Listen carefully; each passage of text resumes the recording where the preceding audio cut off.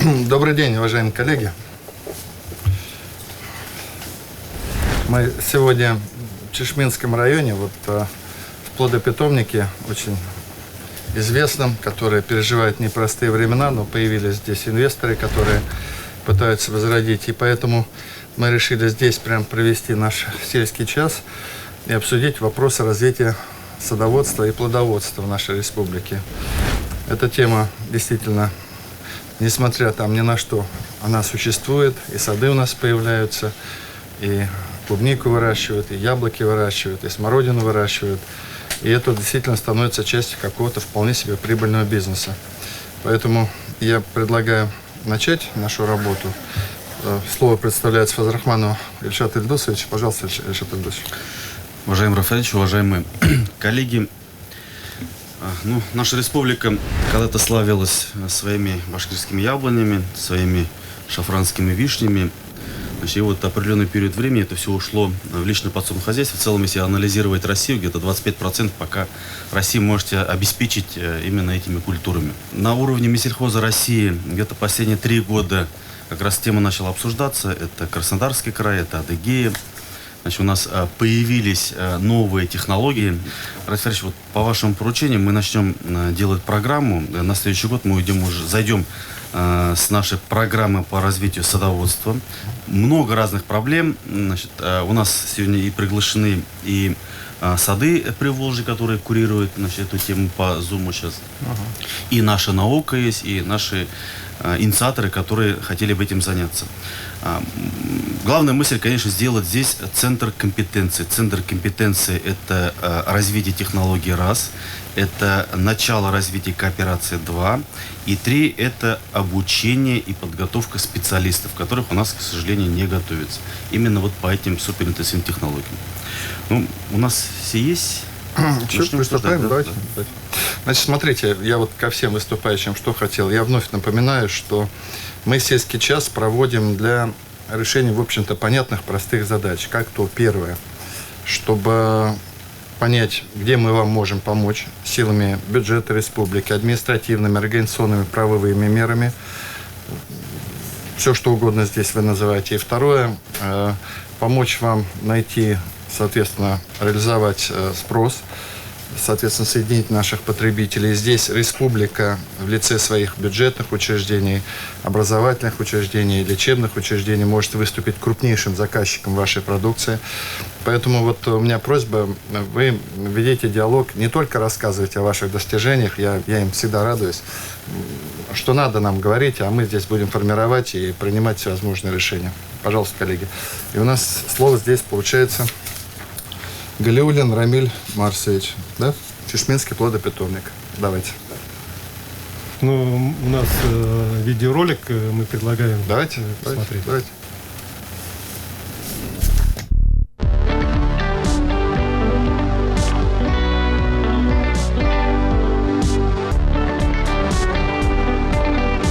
Чешминский питомник был основан в 1949 году.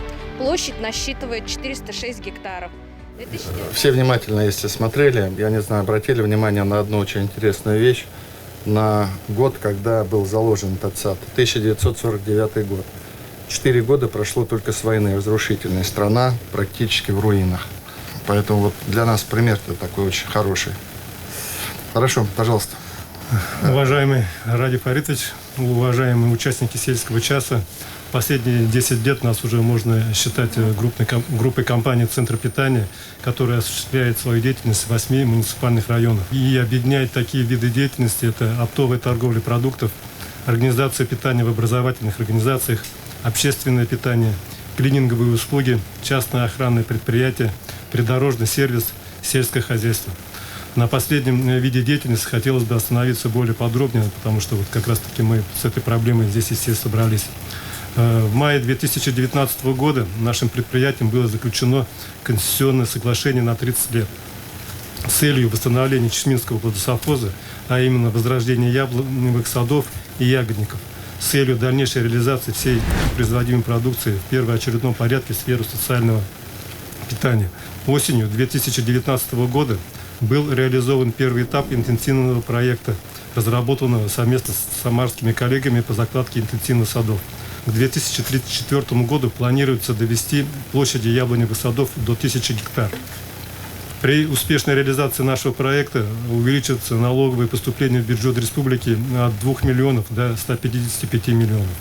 Успешная реализация инвестпроекта также позволит обеспечить собственной плодово-ягодной продукцией организаций и предприятий социальной сферы Республики Башкортостан. В планах ежегодно, начиная с 2023 года, собирать урожай яблок и к 2034 году довести объем урожая до 6476 тонн, земляники до 1807 тонн и ягод до 520 тонн. Все это позволяет создать нам до 1000 рабочих мест, из них более 100 мест это на постоянной основе и более 900 мест на сезонной основе. Ну и, конечно же, при всех имеющихся возможностях есть определенные трудности, которые бы хотел тоже о них рассказать. Это постоянный рост стоимости посадочного материала. Следующая проблема – это отсутствие необходимого количества земельных участков. В случае включения нашего предприятия в перечень приоритетных инвестиционных проектов республики такая возможность появится. На сегодняшний день имеется 3 земельных участка площадью 202 гектара, которые необходимы нашему предприятию для реализации, для достижения целей. Отсутствие субсидирования на закладку садов земляники и уход садами земляники. У нас земляника сейчас она не субсидируется никак. Решением данной проблемы мы видим это следующее. Это разработка и принятие нормативного правового акта, направленного на возмещение части затрат на закладку садов земляники и на возмещение части затрат на уход садов земляники. Также существующий минимальный объем субсидий на возмещение затрат на закладку многолетних плодовых насаждений. Минимальный объем субсидий на возмещение затрат за уходами за садами. Также отсутствие достаточного объема водоснабжения. Это архиважная проблема. И в настоящее время мы совместно с администрацией муниципального района, Чесменский район, рассматриваем после капитального ремонта использовать этот в виде пляжа, в виде организации зоны отдыха жителей. И несмотря на все трудности, есть и положительные моменты, конечно же.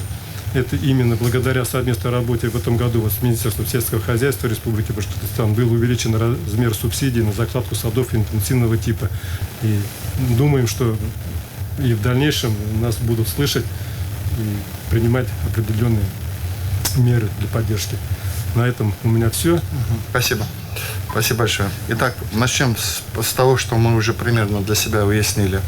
Проведение капремонта водоема и гидротехнического сооружения. Значит, оформляем как поручение в этом году выделить деньги на проектирование гидротехнического сооружения. Сами там реконструкции, капремонт, вы сами определяетесь, так? Соответственно, главе муниципального образования Чесменский район обеспечить, ну, по крайней мере, вы начните. Мы же вас тоже один на один не оставим. В зимний период начните расчистку, соответственно, зеркала площади пруда. И если вы все это успеете, сделаете, и проект будет готов, то в январе мы примем решение по уже финансированию непосредственно и ремонта гидротехнического сооружения в 2021 году, если успеете.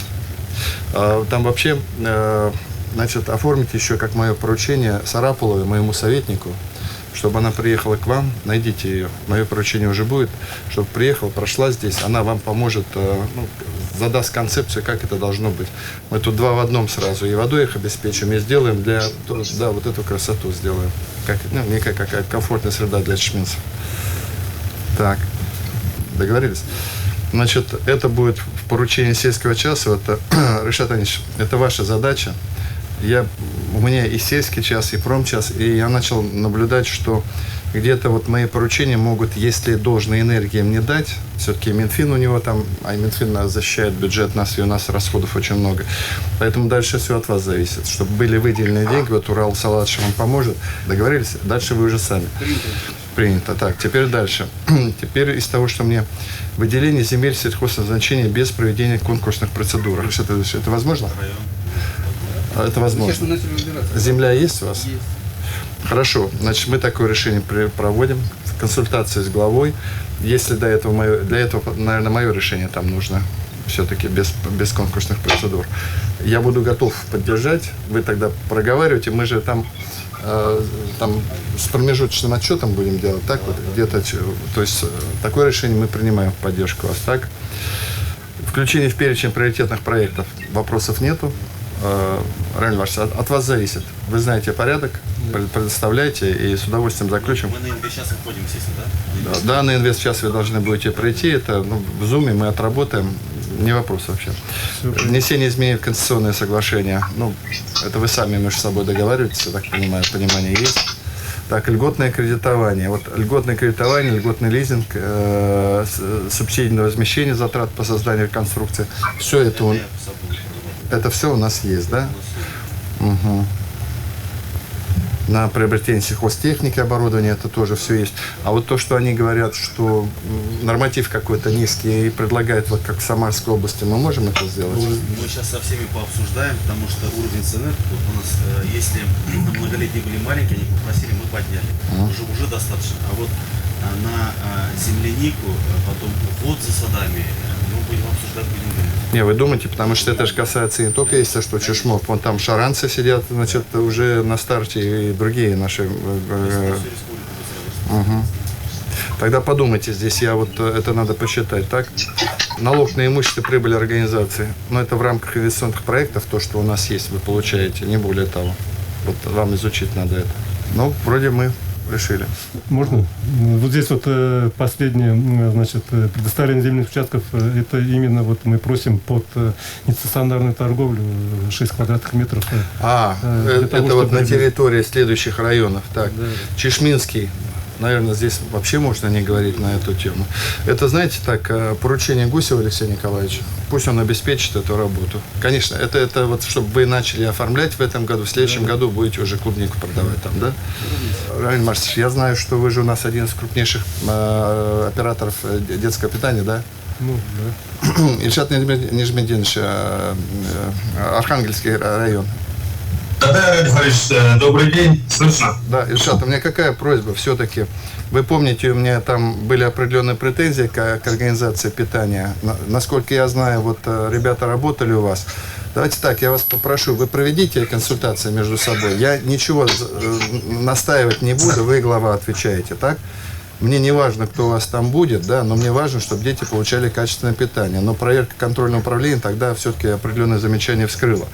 Поэтому вот вам поручение, вы найдите время, значит, с Рамилем Марсовичем сядьте и проговорите. Хорошо, Александрович, принято. Все. Понял. Спасибо.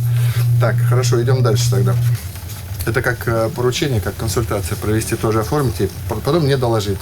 Договорились, не договорились. Возможно, не договорятся, и такое бывает. У него, как у главы района, свое, может быть, видение, но все-таки, но тогда я буду с него спрашивать за качество питания. Вот и все. Александрович, договоримся, мы это все сделаем. Все, спасибо. Сделаем. Спасибо. Так, поехали дальше. Михеенко Олег Викторович, современное садоводство. Добрый день, Олег Викторович. Добрый день, нашим соседям из Самары. Добрый день, уважаемый Ради Фаридович, уважаемый Ильшат Ильдусович, уважаемые участники конференции. Я с огромным удовольствием и благодарностью за то, что пригласили. У нас садоводство существует в 17 лет. За 17 лет садоводства мы прошли через многие невзгоды, и поэтому сейчас мы достаточно уверенно стоим на ногах, хотя всегда есть место для развития, мы всегда учимся, перенимаем опыт. Поэтому, когда Чешминский плодопитомник, Равиль Иванович, коллеги обратились за советом, мы порекомендовали заниматься садоводством на полукарликовых подвоях, на среднерослых, на 118-м подвое, на капельном орошении, безусловно, с современной системой питания, которую мы и рекомендуем. Сейчас мы работаем над следующим проектом с продолжением закладки ягодников, садов с Чешминским плодопитомником. По своему опыту могу поделиться, сказать, что без государственной поддержки развитие садоводства и ягодоводства практически невозможно, потому что рентабельность заманчивая от 50 до 100%, но наступает это счастливое будущее не раньше, чем через 12 лет в садоводстве. Поэтому с радостью поддерживаем энтузиастов и даем наши технологии, чтобы эти годы были потрачены, сделаны с умом. Садоводство – труднейшая отрасль, требующая, к сожалению, еще ручного труда. Средняя стоимость сада обходится до 2 миллионов рублей на гектар. А ведь надо еще понимать, что и без сады тянут за собой необходимость шлейфа техники. И в дальнейшем это через несколько лет потребность в складировании яблок. Я с удовольствием работаю с Чешнинским плодопитомником. С нашей стороны всевозможная поддержка. Те условия, которые, Ради Фаридович, вы создаете в республике, это уникальное понимание, которое получают аграрии. Поэтому прошу вот рассмотреть возможность посодействовать садоводству и ягодоводству увеличением субсидий по ягоде, введению на землянику и программу по туннелям и дополнительные субсидии на сельхозтехнику. Потому что для работы с уверенностью в урожае нужна хорошая сельхозтехника. Она не дешевая. У меня все. Спасибо большое. Спасибо, Олег Викторович. Спасибо большое. Очень рад, что у нас все-таки вот межрегиональное такое сотрудничество идет. Это взаимно нас и обогащает, и поддерживает. Спасибо огромное. Спасибо. Ильшат Леонидович, вот то, что касается программы, это вы сами примите решение. Если таковая необходимость есть, я вообще сторонник, чтобы было меньше бумаг, а больше решений. Потому что пойдем. У нас есть одна госпрограмма, мы сделаем подпрограмму, но это будет государственная. Для чего нужна программа? То, чтобы выделять деньги. То есть без программы мы не можем пройтись по механизму выделения денег. Будем считать, что мы в начале пути, но поскольку даже мы находимся здесь, вы год как работаете. Столыпина, у нас сколько вы работаете? 2,5. 2,5, да? Кушнаренко чуть побольше, наверное, да? Ой, Шаран. Да. Шаранцы побольше, да? Да. Но считайте, все равно в начале пути неком находимся, будем думать об этом. Да. Но точно совершенно какие-то меры поддержки, и не просто какие-то, они вполне себе серьезные, они у нас есть, да, Ильшат Ильич? И мы сделаем. Мы просто упакуем все, что разрознено. У нас сейчас разрозненно стоит же, упакуем. И вот еще интересная тема, сказали, сезонные тоннели. Вот в этом году начали вопросы поднимать, но говорят, очень хорошая такая интенсивная технология. Ну, мы на следующий год планируем уже следующее поле уже. Это что-то как мини-теплица, что ли? Ну, да, там мини-теплицы, они укрываем. То есть они полностью можно регулировать за процессом. То есть независимо от... Это в далекие 80-е годы простой паренек в Туймазинском районе вдруг решил делать теплицы, да, и выращивать помидоры. Сейчас Туймазы является крупнейшим российским поставщиком помидоров и огурцов. Глядишь, вот так вот сидим через какие-то годы и будем поставщиками. Именно районировано наше яблоко. Оно может быть не такое, как краснодарское, там, крымское, молдавское, но оно очень полезно. Да. Поэтому, хорошо, спасибо большое. Двигаемся дальше тогда. Спасибо, Олег Ильич. Значит, Ратмир Флёрович, пожалуйста. Это у нас как раз руководитель ООО «Столыпина», Кушнаренковский район. Мы там тоже были. Да, приветствую, Ради Фаридович. Приветствую всех участников. Хочу выразить благодарность от всего там плодово-ягодного союза, ну, кто занимается, грубо говоря, в Башкирии развитием плодовых ягод, кто уделяет внимание. И так активно вы, честно, удивительно, и это очень отрадно. Хочу рассказать немножко про АПК «Столыпина». Мы формируемся как вертикально интегрированная компания полного цикла, то есть от производства посадочного материала и до переработки продукции. Мы не хотели заниматься производством посадочного материала, но когда проехали по всей России, и везде в России та же самая проблема, нет нормального качественного материала. Поэтому вынуждены были проехать по практически всем селекционным центрам России, мы с ними наладили контакт, завезли подходящие материалы, которые у нас в нашем терруаре будут произрастать, и начали, грубо говоря, производить сами посадочные материалы. И вот только в этом году мы первый свой посадочный материал уже получаем и начинаем докладывать их в сады. Конечно же, мы хотим продукт перерабатывать. Для этого мы уже подыскали участок, где будем строить уже полноценную переработку своей продукции. У нас есть цели по АПК «Столыпина» отсадить до 1000 современных садов, конкретно ягодных. На данный момент мы имеем участки земли, это старые сады «Восход», 375 гектаров. Мы в прошлом году вместе с администрацией Кушнаренкова смогли, без конкурса, кстати, нам выделить участки земли. Мы их сейчас будем восстанавливать, но нужны, конечно, та же самая проблема, что и У Чешменского полупитомника нет нормальных участков земли. Конечно, строительство центра переработки, который мы строим, мы не только свою ягоду хотим туда заводить, но также через старую советскую систему заготовительных пунктов, мы уже несколько за год пунктов построили, то есть мы будем скупать еще ягоду у садоводов и там же ее перерабатывать. И третья цель, конечно, получение европейского сертификата органического производства. В позапрошлом году я общался с комиссаром европейским, кто у нас в России представляет, он показал локацию, он приезжал, смотрел, все, он был впечатлен вообще климатом башкирским и впечатлен тем, какая у нас зона черноземная. И очень классные климатические условия, что мы можем реально снизить обработку до 4-6 разов всего лишь в год. Поэтому у нас нужно строить точно прям локациями, ставить прям районами и ставить статус органического производства. Это просто дверь сразу в Европу и, конечно, валютная выручка. Угу. Интересно. Спасибо. Значит, Руслан Иванович, вы там тоже стали ягодником. Вроде помогаете, да, коллегам? Абсолютно верно, Радий Фаридович. Добрый день. Значит, по агропарку «Восход», который 375, дополнительно найдем резидентов для развития этого достаточно крупного участка. Поможем с электроэнергией и водой.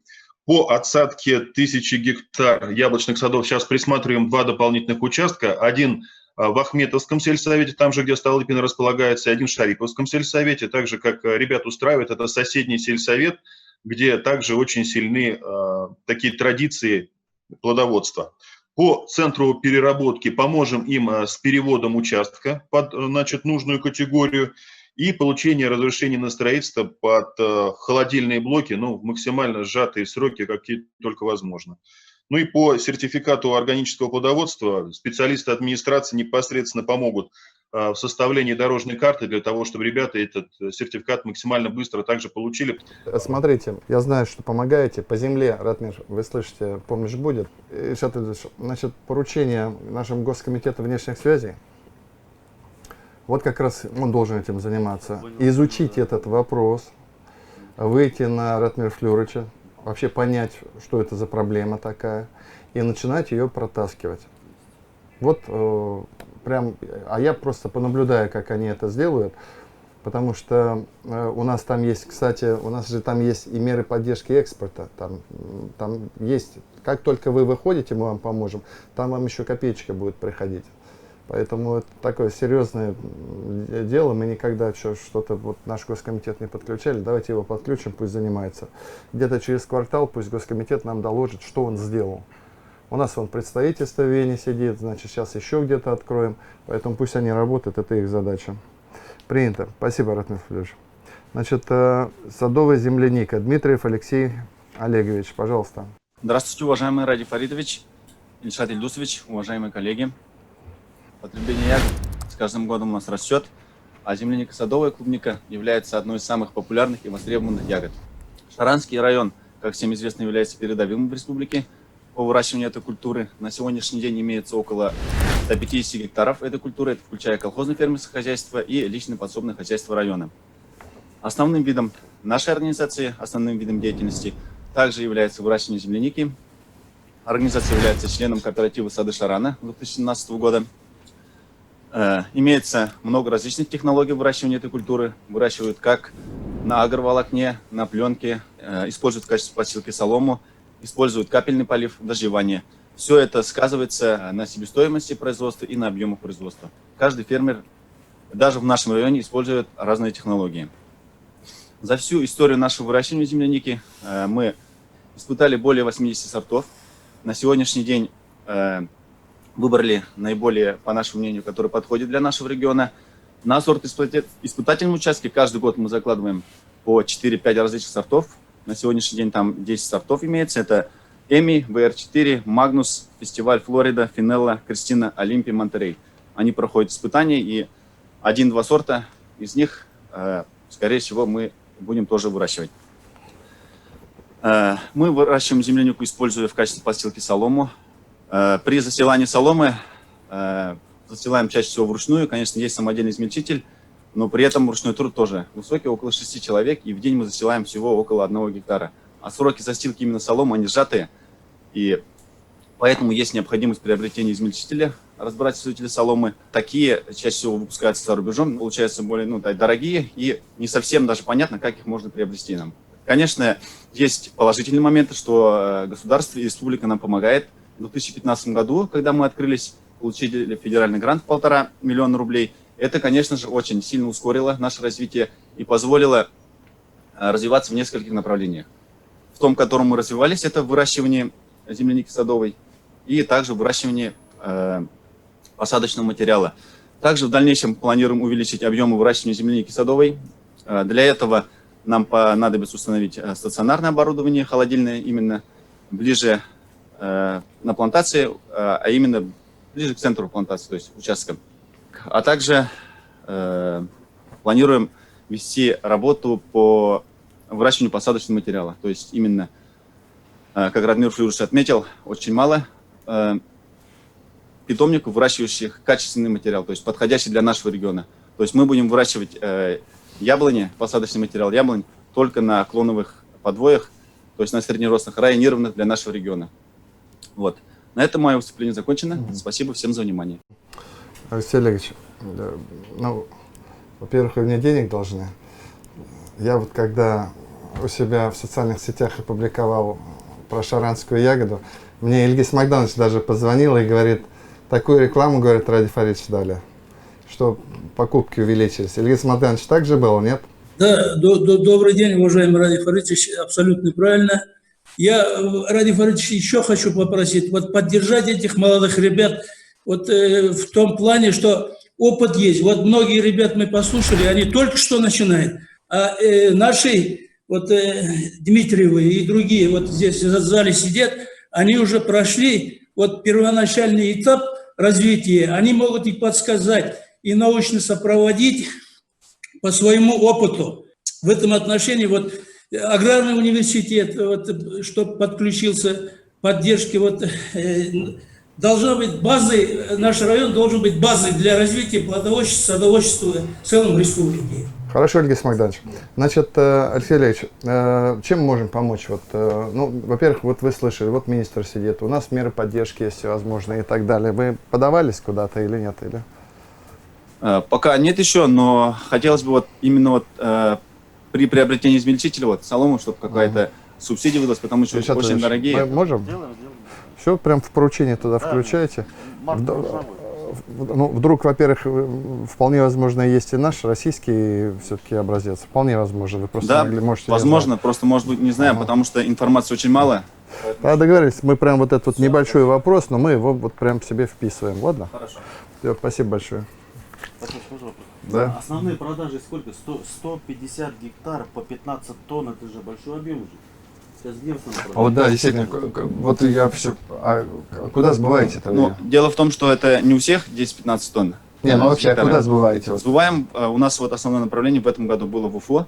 А мы как, вот через сети или как? Или... Нет, в основном розничные, чтобы напрямую попадало к потребителю. Ну через кого? Это перекупщики брали и продавали? Нет, нет, как? Перекупщиков минимизировали, мы у вас основная точка у нас. Это на Дворце спорта.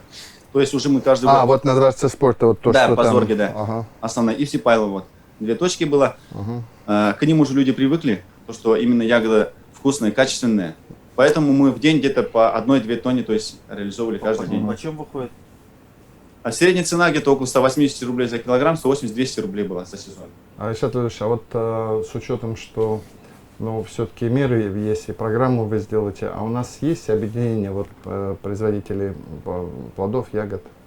Может кооператив, да? Нет, я имею в виду, вот им все равно надо, ну типа как строители в СРО, нет, я о другом. Им все равно ассоциация нужна будет, союз, и чтобы, и вам все равно надо объединяться, и ну, чтобы был какой-то один из вас, который был бы, ну, базовые вещи до нас доводил. Ради Фаридович, мы сегодня как раз предложили нашим коллегам объединиться в ассоциацию садоводов и ягодников Республики Башкортостан. И В общем, если они примут наше предложение, мы создадим эту ассоциацию. Мне кажется, надо создать. И вот, будем уже знаете, совместно работать. Я же не смогу, например, и министр не сможет там ежедневно встречаться, а вот был бы человек, вот там сами договорились, кто это, и он бы ваши интересы представлял. Вообще не вопрос, он бы даже вот, он бы сидел на нашем сельском часе постоянно, понимаете, то есть вот человек, который бы лоббировал ваши интересы. Мы тогда, значит, давайте науку нашу послушаем. Рустам Султангареевич, пожалуйста. Башкирский исследовательский институт, да? Наш? Уважаемый Ради Фаридович, Ильшат Ильдусович, дорогие коллеги, ну, позвольте прежде всего поблагодарить вас, Ради Фаридович, за подарок, помощь, выделение 10 миллионов средств на оборудование сельхозтехнику, которое прежде всего предназначено для Чешминского селекционного центра по растениеводству, по зерновым культурам, и которое в эти дни отмечает 110-летний юбилей. И давно мы не получали такой помощи, но уверены, что сотрудничество у нас продолжится. Что касается научного садоводства на Урале, в 26 году оно открылось у нас близ села Кушнаренково. В 1936 году в Башкирскую плодово-ягодную станцию было преобразовано. И в 2004 году селекционный центр по плодово-ягодным культурам в составе Уфимского федерального центра Российской академии наук. Далее, за период научно-исследовательской работы по садоводству, это с 26 года по 20 год, создано 68 сортов, 31 сорт яблони, груши 5, смородины 25, винограда 7. Это брендовые башкирские местные сорта, которые отвечают всем требованиям, которые востребованы. Вот Радмир Флюрович правильно сказал, что прежде всего черной смородины. Черной смородины в России нет лучше нашей. И что характерно, Ради Фаридович, конечно, у нас сначала был, наверное, упор по зерновым культурам. Мы тоже лидеры являемся, вы можете быть спокойны. Ильшат Ильдусович в этом отношении у нас лидер, он помогает, он знает всю ситуацию. Значит, у нас система ИКАДа.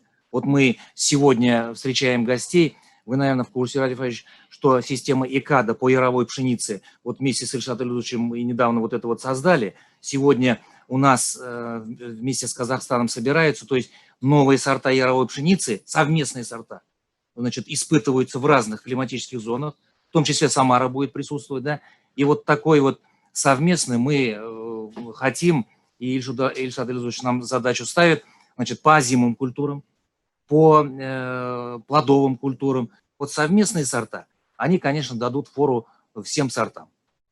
Конечно, Ради Фаридович, для дальнейшего улучшения состояния садоводства в республике, и Ильшат Ильдусович нам задачу ставит, конечно, необходимо принятие целевой программы по развитию отрасли садоводства.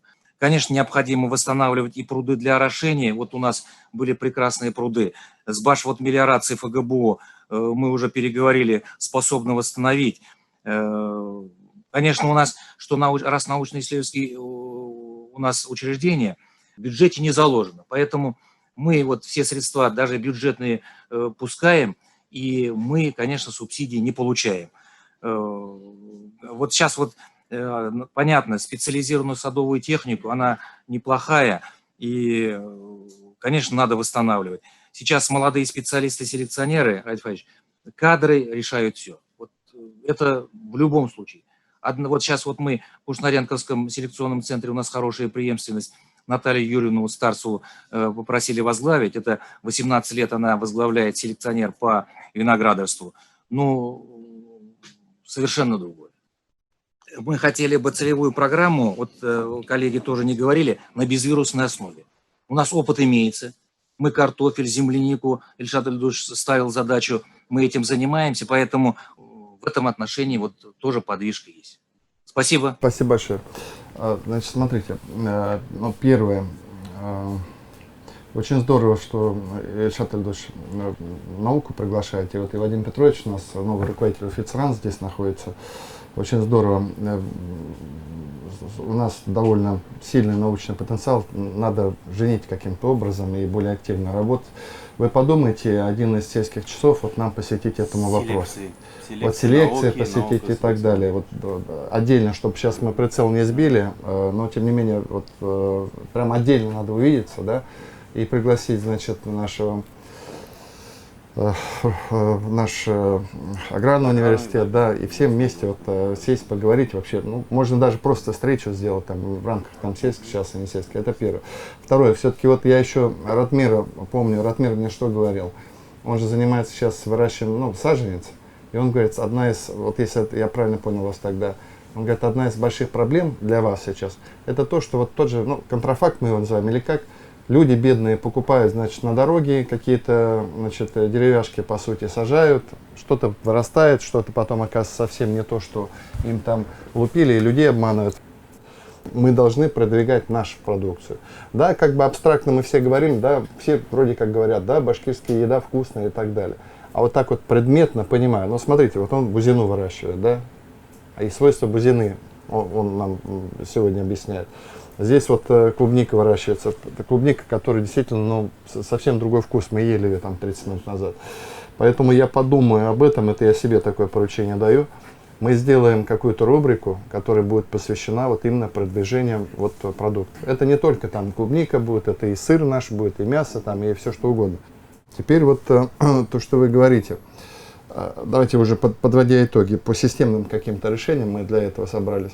Наверное, вот Рустам Султангареевич тоже говорит, и вы не отрицаете. Но начинайте работу над, как вы ее назовете, сами примите решение. Программа, подпрограмма. Сколько вам времени для этого нужно? Месяц. Месяц. Хорошо, тогда давайте через месяц мы увидимся, вы нам доложите. И с приглашением по Zoom, соответственно, наших коллег, вот, которые ягодами занимаются, вот сделаем. Значит, посчитайте по мерам субсидирования. А у нас вот они просят технику, вот даже вот Рамиль Марсович техника нужна будет. Они могут ее вот по льготному лизингу, который мы сейчас брать? Мы проработаем, мне нужно понять, какая техника, входит ли в Росагролизинг. Если не входит, мне надо с КОСом поработать, чтобы они вошло. Вот через Росагролизинг вам интересно будет? Она довольно льготная, она действительно хорошая, и мы там участвуем. И если надо, там, вы бейтесь за то, чтобы мы увеличили капитализацию всех этих фондов, которые идут на закупку техники и субсидирование. Кстати, вот промышленники вчера пробили. Они фонд развития промышленности наш капитализировали плюсом 300 миллионов. Вам не отставайте от них тоже, значит, толкайтесь. Хорошо, коллеги, тогда вот мы примерно для себя решение приняли. Ильшат Ильдуш, есть какие-то предложения? Коллеги здесь тоже сидят, и Архангельский район есть, и Стерлитамакский район есть. Может, хочешь высказаться? Он у нас член по правам человека. Архангельский район. Ты сейчас начнешь рассказывать про медовуху, да, Азанов? Я чуть медовухой занимаюсь, но еще и делаем сидры, перерабатываем яблоки, у нас сады в Архангельском районе, мы тоже выращиваем. Но есть, конечно, определенные проблемы, ну, скажем так, касающиеся именно нас. Да? Системные проблемы здесь коллеги озвучили, я полностью вам поддерживаю. Я более того, даже шел сюда с таким предложением, чуть ли не передать значит, детское питание, значит, ведение Минсельхоза. Я шел сюда с таким предложением, чтобы значит, именно в части то, что касается детского питания, то, что касается соков, чтобы мы делали сами. Потому что, ну, это безопасность и здоровье наших детей. И здесь же можно делать не только сок из яблок, можно же делать в том числе и овощные, морковный, значит, свекольный и так далее, и так далее. Это тоже был бы определенным стимулом для развития нашего сельского хозяйства. Ну вот я рад, что, оказывается, это все уже как бы, ну, двигается, развивается. Смотрите, спасибо большое. Идея-то разумная, садитесь, пожалуйста. Нам, в принципе, не нужно. Дело в том, что этой проблематикой детское питание занимается, это вообще работа, она на стыке целого ряда ведомств. С одной стороны, Минобразование должно этим заниматься, да, потому что родительское сообщество, контроль и так далее.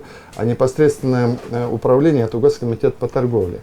А Ильшат Ильдусович, он как зампремьер-министра, он курирует как раз Госкомитет, поэтому у него как раз, наоборот, он над схваткой сверху, у него есть возможность все рычаги дергать, поэтому, собственно, Ильшат Ильдусович у нас занимается. Я просто опять скажу вещь, вы правильно говорите, и мы в этом направлении движемся. Вновь напоминаю всем, когда мы с конца 2018 года начали заниматься детской школой, Значит, ситуация была какая? 33 или сколько там говорили? 33 или 36% там было только башкирское мясо. Все остальное, там уши кенгуру там и так далее и все прочее, да? Значит, что только не было, мы не знаем. Но это было не башкирское. Сейчас башкирское мясо 87%. 85 или 87%. То есть вот за короткий промежуток времени мы вытеснили вот это все. И я хочу вам сказать, это была непростая задача. Мы это сделали. Теперь по поводу вот соков. Это следующий этап. Это вот я борюсь со школьными столовыми, где, знаете, там же как дети. Здесь и понять вроде их может с одной стороны. Значит, ну, есть, ребенок же еще приходит в буфет, что-то покупает, так? И я хочу покопаться, что в этом буфете. Там, понятно, все эти, значит, батончики на этом молоке. Ну, все вот это импортное, и вот эти все соки, которые, ну, по сути, ну, угрозу могут даже представлять для здоровья. Но вот этой индустрии соков-то у нас еще нет. Конечно, как только появится индустрия, вы будете делать. Вспоминаем, вот я когда начал разговор сегодня, я ведь что сказал? Что республика, социальная жизнь республики настолько обширна и капиталоемка, что мы примем все, что вы произведете. Соки начнете производить, примем. Начнете там котлеты делать, примем. Начнете там какую-то там добавку там для детей, которая допускается, примем. У меня в начале моей работы, значит, я в этом районе был, в Кугарчинском районе, там один производитель, мне так понравился, он начал делать пасту, мед и арахис. Представляете, какая-то энергетическая бомба. Я коллегам говорю, вот же, я говорю, вот сделайте пасту, чтобы ребенок вот пришел, там получил. Медики не пропустили. Мед, аллерген, и в школах мы не можем. Тут есть еще такие нюансы. Но в целом направление такое. Конечно, нам надо... Смотрите, это рынок социального питания, он огромный. Школы, садики, лечебные учреждения, наши социальные учреждения, где мы социальные услуги. Это огромнейший рынок. Коллеги, спасибо всем большое. Мы вот так вот потихонечку двигаемся. Но я вновь напоминаю, вот меня впечатлило, в 1949 году этот питомник был заложен. 4 года после войны прошли. Вот давайте вот, мы, слава богу, не после войны, но после сложных разных экономических времен, давайте начнем восстанавливать вот то, что раньше было и нам оставлено было предками нашими. Всем спасибо большое, до свидания. Спасибо. Питомник работает с 1937 года. Ох ты. 83 года мы выращиваем саженцев. Я из них 43 года там работаю, руководитель предприятия. Да? У меня тоже некоторые вопросы там с землей есть. Мы с Ильшатом решили вопрос? Просто, знаете, я вам хотела такую благодарность выразить. За мои последние 20 лет это на уровне руководителя республики вот такой, что вопрос подняли. Ильшат Илдусович помогает, но это на этом уровне, это я кому настолько благодарна вам. Спасибо. Лично вам благодарна. Но мне бы хотелось вам помочь просто. А у вас где находится питомник? Стартамакский питомник, мы при городе Стартамаке. А вы в районе находитесь? А мы сами в районе, пока МОП. Сейчас идет реорганизация. 3.0 будем делать, там большие у нас планы с Анваром Равиловичем. Он меня так поддерживает, нормальный. Он у меня будет на днях, я ему подскажу. Очень нормальный. Не, он хороший человек. Да, очень хороший человек. И вот я настолько вам благодарна. Да подняли то, что вот этот вопрос. Вам спасибо. Вам понимаете? спасибо. Рафик Фаридович, ну вот сельские часы, которые вы проводите, изначально речь шла о предметном, просьбы были такие, ну, достаточно не глобальные, а все чаще то селекция, то наука, меняется масштаб. Вы к этому стремитесь? Ну вот в чем смысл сельского часа, просто поясняю. Я не смогу в рамках там 1 часа в неделю решить проблемы всех тысяч производителей. Да? Задача другая, что сквозь вот через общение и обсуждение проблем, которые они ставят, мы находим системные проблемы, вскрываем их и предлагаем системное решение. Об этом и разговор.